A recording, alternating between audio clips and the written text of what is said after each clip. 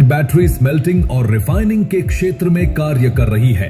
Company बनाती है remelted lead, refined lead, lead alloys, lead antimony alloys, lead tin alloys and other.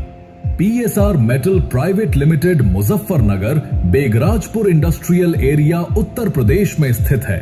और साथ ही हमारी company lead rotary furnace, lead refining port, air pollution control device manufacturing और installation का काम भी करते हैं। PSR metal private limited